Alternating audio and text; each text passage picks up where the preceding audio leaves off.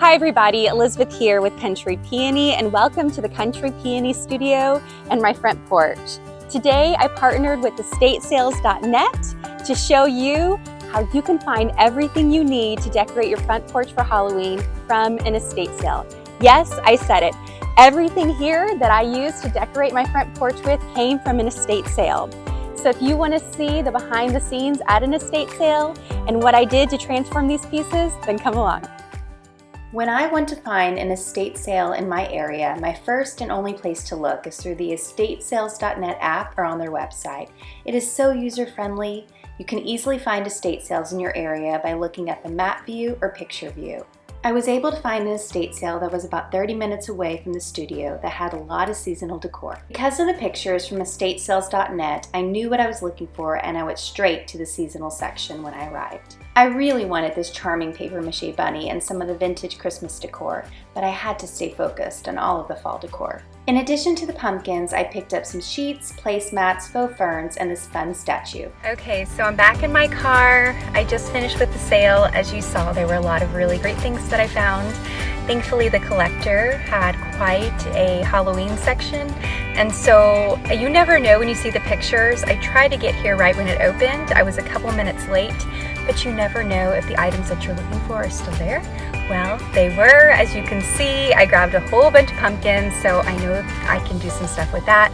I also grabbed some fun placemats, and then they had a lot of faux greenery, so I'm hoping with the magic of spray paint, I can make some fun things happen. So let's see what I do. Okay, I'm back here in the studio, and I wanted to show you what I found. So I found these ferns, and they have seen way better days, but I got a really good price on them, and so I'm hopeful I can spray paint them a fun color. And then I found a box of pumpkins that I'm hoping to use in like a fun swag garland. And then I found a whole bunch of these really cool placemats that I'm hoping I can spray paint and then add to the garland.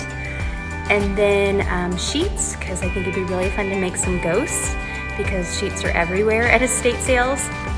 And then lastly, I think you always need like a fun quirky piece, and she is so cute, and I thought I could spray paint her a really fun black color and she would fit right in. So let me show you the space. Here's the front of my studio that is a blank slate for my Halloween decor. First step was to spray paint the ferns, placemats, and statue in a matte black, and spray paint all the pumpkins in a blush pink to match my doors. Then I created the fabric ghost with sheets from the estate sale, craft wire, styrofoam eggs, felt circles, and hot glue.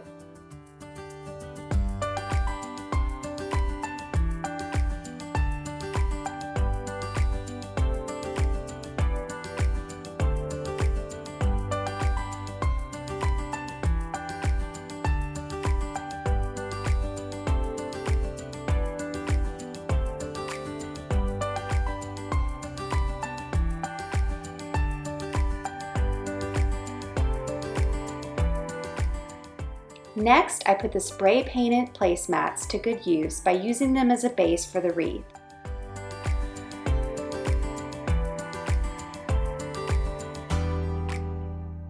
Then I added spray painted fern leaves for better coverage and to give the wreaths a spooky spider feel. Lastly, I attached the pink pumpkins to the wreath with craft wire.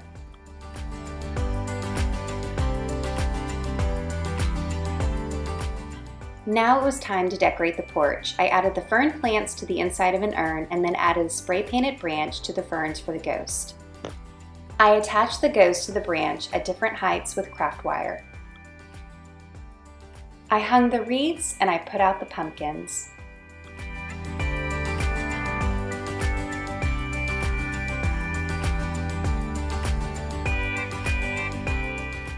I absolutely love how it all turned out. It is so much fun and so whimsical, and I can't believe this all came from an estate sale. Thank you so much for following along today, guys. I hope you feel inspired to start going to more estate sales, because you never know what you can find. And if you want to see more DIYs and tutorials, please check out my blog, countrypeony.com. Until next time, happy thrifting.